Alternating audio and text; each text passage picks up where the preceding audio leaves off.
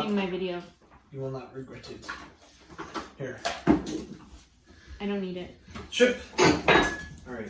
Bye, Thank you. Bye.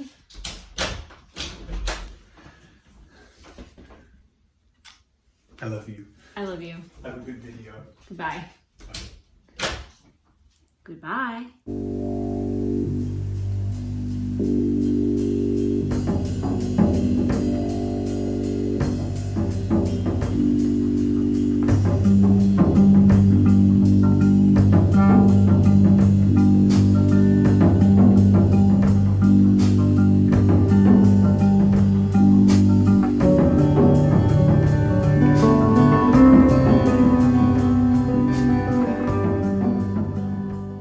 Hello everyone, how are you today? I hope you're having a really good day so far. If you're new to my channel, my name's Taylor. I come to you from Baltimore, Maryland, and on my YouTube channel here, I feature content that is focused on knitting and spinning. I enjoy processing wool fleeces into yarn and handmade garments. So if you want to reach out to me on social media, my name is Taylor E. Owen on Ravelry, Instagram, and Twitter.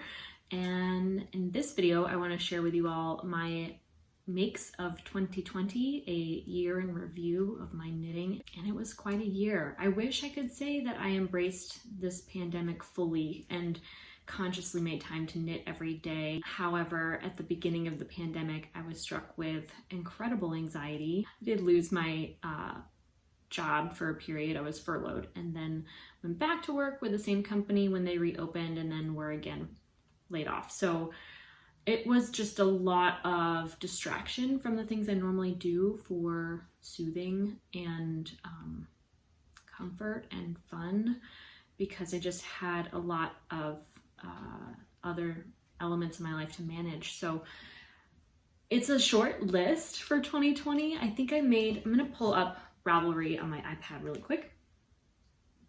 And I can see that in 2019, I made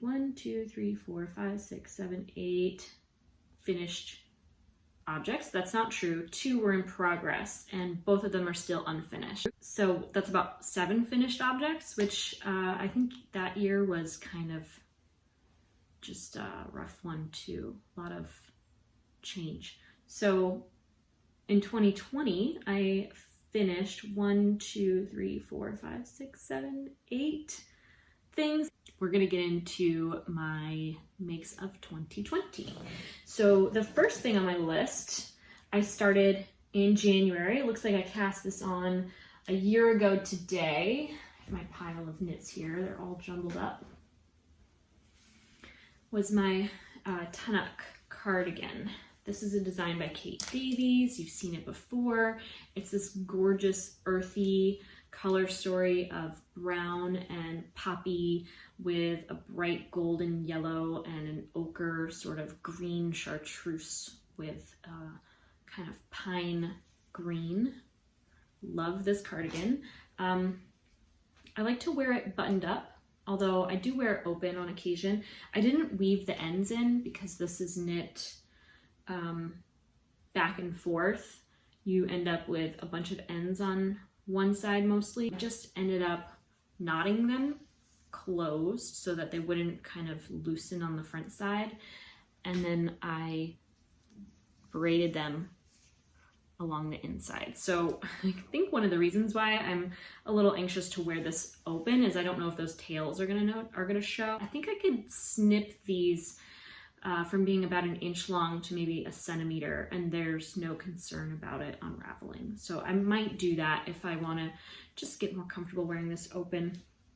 I'm really not doing it justice here by holding it up in this way. This was my first time knitting with the Fenil Garn Relma yarn, and I love it. I would buy a full sweater quantity of that in my future for sure, and then the rest is Jamieson and Smith, which I love.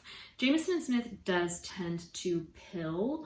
In fact, I cast on next the Yell cardigan, which of course I've recorded a video on, which you can check out above, and this has a little bit of my hair all over it, but as you can see, it's a full color work cardigan, very big. I wear it with a shawl pin that is shaped like a little cat, as you can see. It's actually a hairpin, but any hairpin can be a shawl pin. And one thing that I wish I had done, I followed the instructions for the band, but one thing I wish I had done was knit this little moss stitch ribbing the same width as the full band, and then fold it inward and tack it down to the steek so that it was a doubled over, what do you call that, collar? So it does roll, which is quite irritating. I might one day pick up those stitches, leave the kind of bind off just stuck inside of it, but just pick up the stitches and knit maybe stockinette, and then do that exact thing, tack it down to the inside to fold it over so it won't roll any longer. I just don't feel like I need to do that right now, so it's not something that's a huge priority. But as you can see, I do wear this quite a bit, not too much, but it does pill in the color work, if that's not obvious to you yet. Can you see that? And not sure of the date that I finished this. It might be here on my Ravelry. I started it in January 21 of 2020, and I finished it in July 30th, so I haven't been wearing this that long. And it does pill a little bit. Of course, I cast on Blair's Weekender. That was a disaster. It came out well, pattern's great, yarn is gorgeous, lovely. I can't get enough of Elsa Wool Cormo yarn, but I spoiled the front of the sweater when I threw it over a cup of tea that happened to have my sock yarn also laying across the top of it. So I essentially dyed the front of my garment, still unfinished, with the dye of the sock yarn in a hot cup of tea on my desk. So still a little bit mad at myself for that. Then I came out with, I think, my second knitwear design, which was really exciting. I hadn't designed anything in a while, and that was the founding shawl, which I'll link to a video above where I maybe debut this. As you can see, it's a triangular. This one's really big. Do you see how big this is? I'm holding one corner. My full wingspan takes me over to not very far.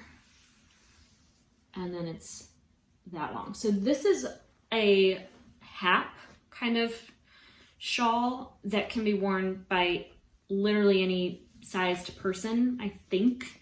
I mean, that's always relative, but it's because it is so long, you can wrap it across you and tie it behind you. And when I tie it, because I'm such a small person, I can tie it nice and loose, and I have nice big sort of tails behind me. So I can kind of wear it loose or tight. I also like to wear it as a very dramatic kind of scarf, like that. If I'm working with anything messy or dirty outside, I'll just tie it up behind me. So it's a founding shawl. I forgot to mention I knit this with Harrisville Designs Watershed yarn. I love this yarn. It's woolen spun, super soft. Once it's washed, it really softens up. It pills the tiniest bit, but the pills are removable easily. They come off with just a gentle tug. And I would say that the yarn holds up really well. I haven't had any concerns about it possibly tearing or anything like that, because the woolen spun nature it can be a little more fragile than a worsted spun yarn. Highly recommend. I love a heavy gauge woolen spun yarn because it is lighter than a worsted spun yarn. So the garment, if it has a lot of yardage because of its size, it's gonna feel better on the body when it has more air taking up that space in its size than wool fiber. And I would say it's warmer too because of it. That air is the insulation and what keeps you warm. So I love this design. I pretty much wear this every day that I'm not wearing a different shawl. So I don't know if that says a lot, but okay, what else did I make? Then I finished the Herning shawl and the Ducat. So this was a moment of mohair for me in 2020. The Herning shawl is very wrinkled because I had this stashed in my closet. I really should have steam blocked this beforehand. This again is the Herning shawl. I wish it were in its full glory here. It's a nice big wingspan. It has this gorgeous lace border. It's very simple to knit. And as you can tell, I sewed the border on quite tight, so the looseness of the shawl doesn't quite match the rigidity of the edge. So it has this kind of bubbling effect, which bothers me to say the least. But I think if I steam blocked this again and again, I could maybe rectify that. But I just simply pulled that yarn too tight when I was sewing that on. So I do like this shawl. I think when I'm wearing it, it is less noticeable that it does that, but also the crochet edge along this side does the same thing as well. It's just the mohair really has a lot of drape with the silk, obviously. Silk has tons of drape, if you didn't know. So I like to wear it kind of bunched up like a scarf and then kind of just over the shoulders like this. But then do you see that is what I don't want to happen. So this is one that I don't wear as much as I would have liked, just in how I finished it. There we go. So here it is over the shoulder as it's worn in the image, and it sits quite low at the elbow. So I feel like it's not the best fitting shawl for me personally, because when I have a shawl wrapped tight, I want to feel like I can stretch my arms out and it's not impacting my range of motion. And then the same thing applies when I tie it behind my back. It kind of restricts my motion just because it hangs so low. So something that I started doing was rolling the collar up. I will sooner scrunch it up and kind of let it fold itself in instead of over, because it tends to be a little bit tighter on the inside. So I kind of fold it over, kind of double fold it over if I'm gonna cross it around the front. But then I wouldn't tie it, because then the front side gets super weird looking. So I might wear it like this. I think that looks best with it folded over like that. And then it sits a little higher above the elbow, so the elbow isn't restricted. And let's see, the back sits a little bit more even, but do you see that pooching? That annoys me so much that I think I need to try giving this another steam block to straighten out that edge. So that is the Herning shawl. And the Miserina was what I finished after that. This is probably my crown jewel of 2020 because I did spin this yarn from a fleece. My Miserina sweater, I spun the yarn, dyed the wool prior to that. This contrast color was a braid that I purchased. It's the Malabrigo Noob braid, and I really like this pattern a lot. Obviously you've seen it before if you're not new to my channel, but I do have a video on this pattern as well.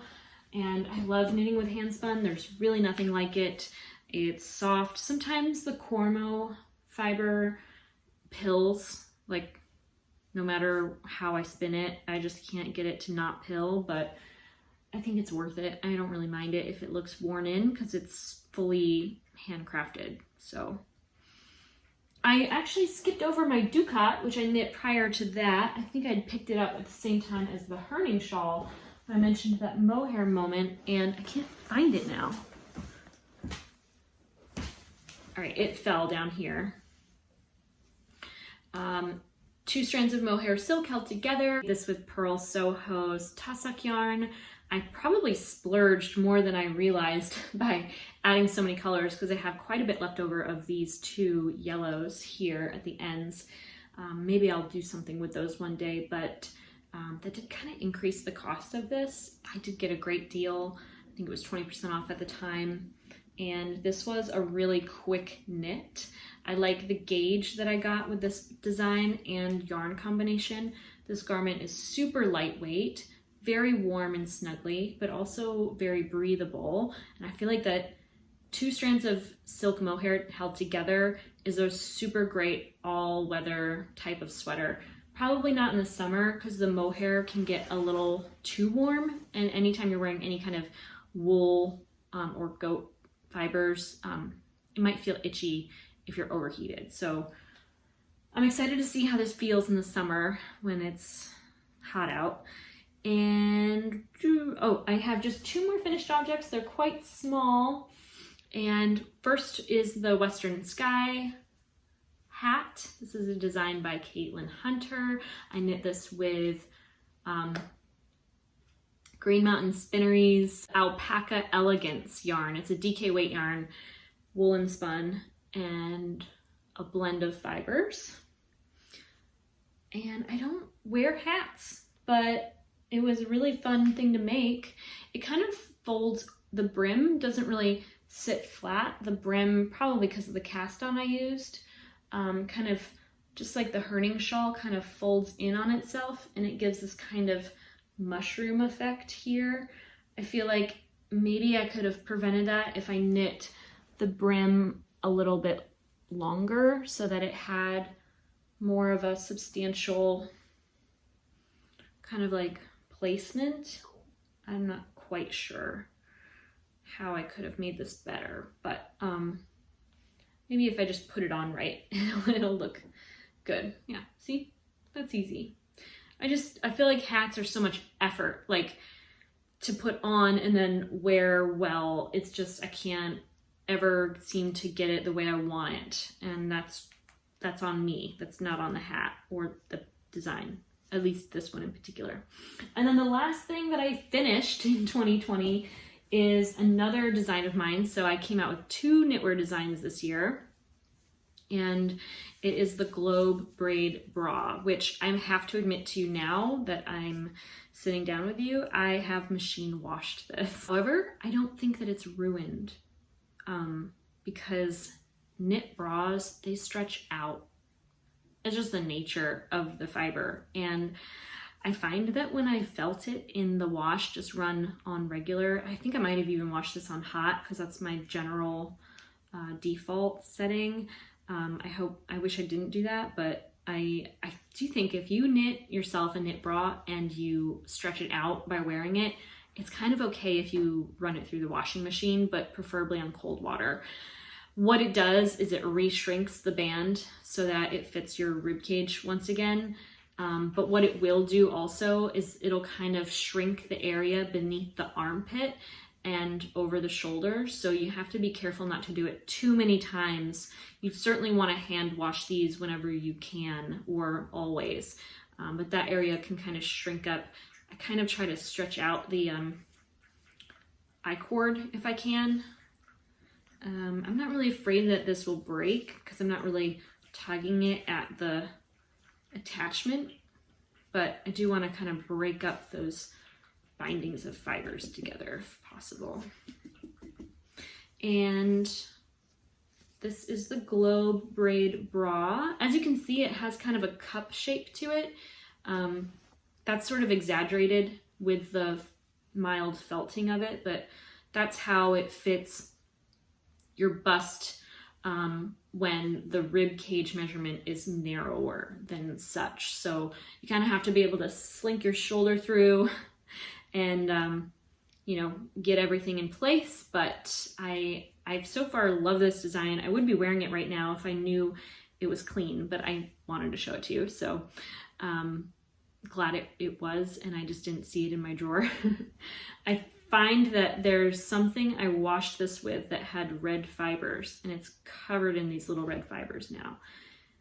Not sure what that was, but that's that. Those are the things that I made in 2020. I wonder if you're taking an inventory of your accomplishments this past year. It was a super weird one.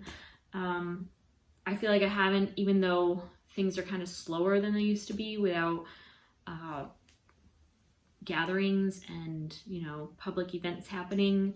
At the same time, I don't think that I had much time to anticipate 2021.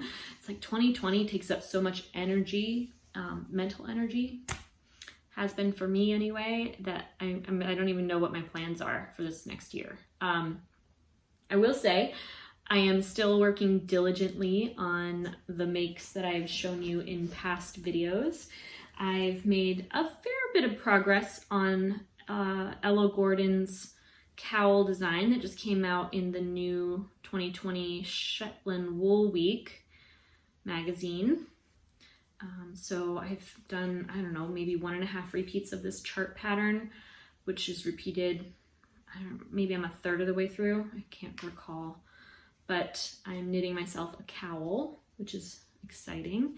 And then again, I mentioned the wool and honey design that I started this year but haven't finished.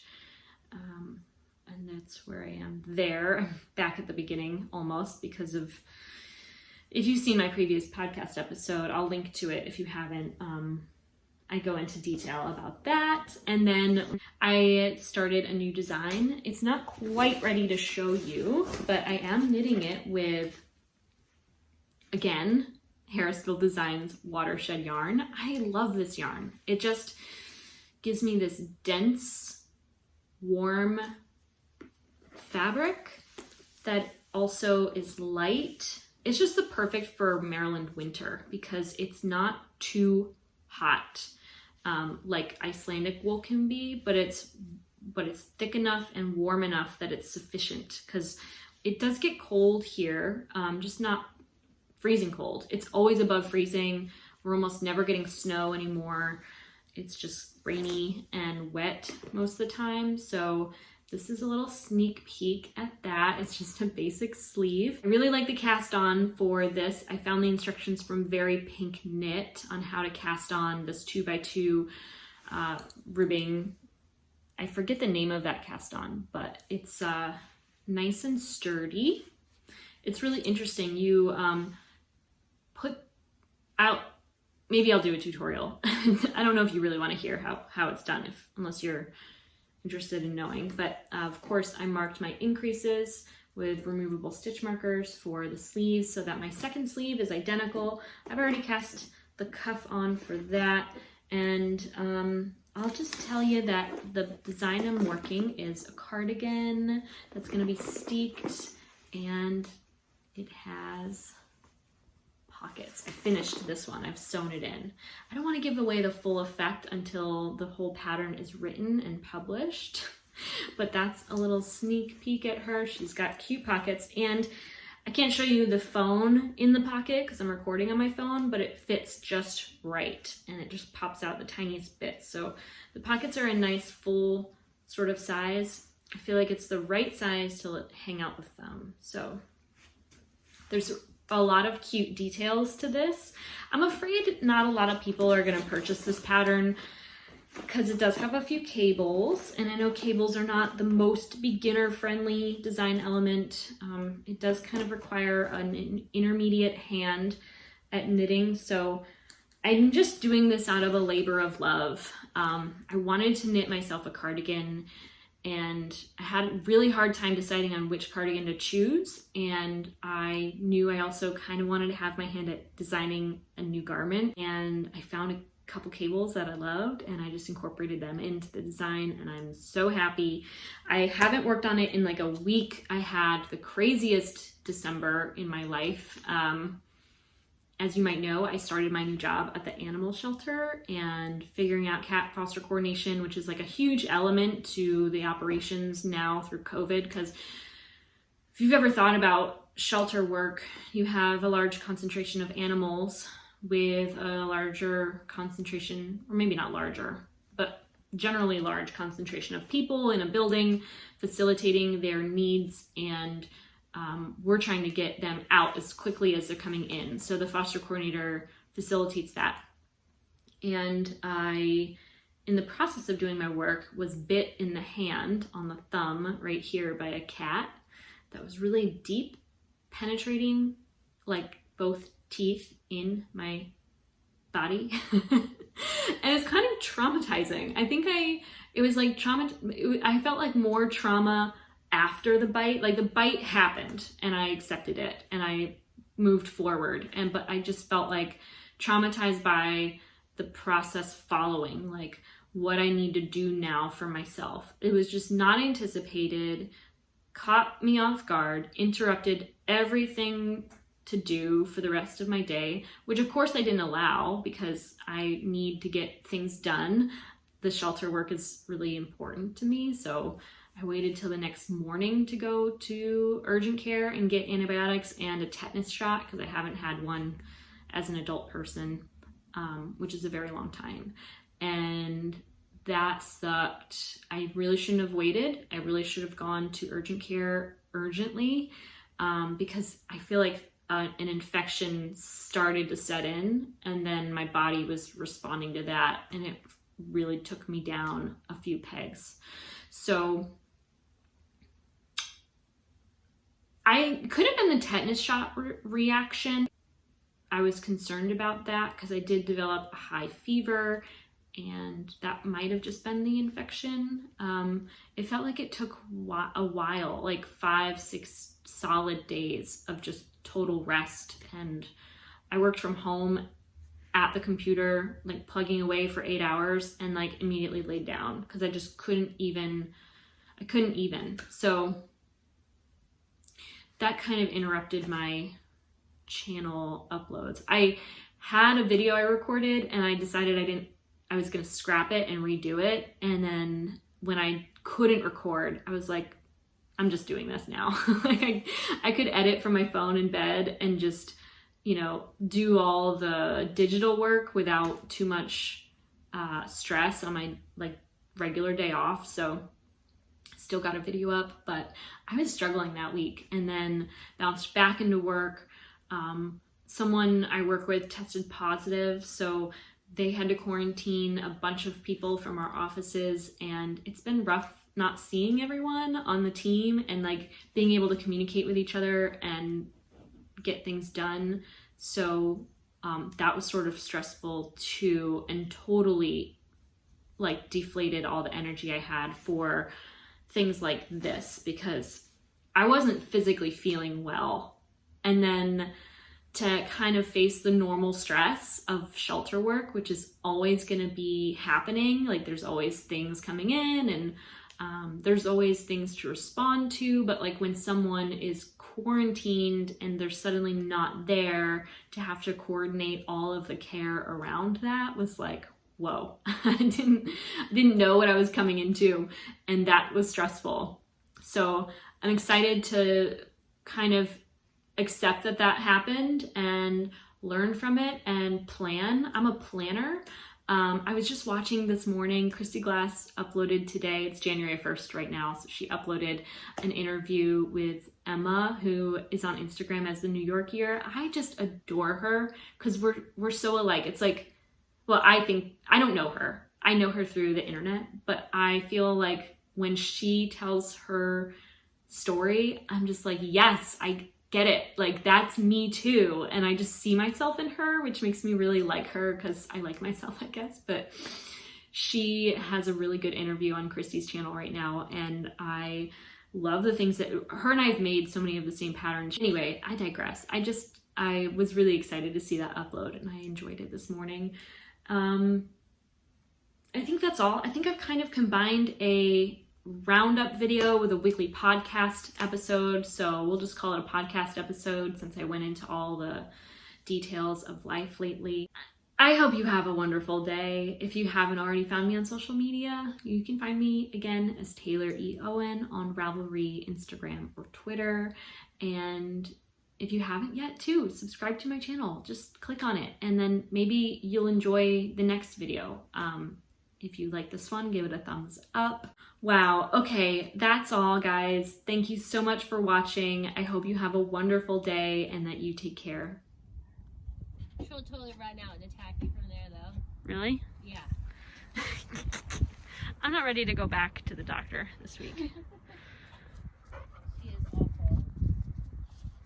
0 hours. Always got the hiccups.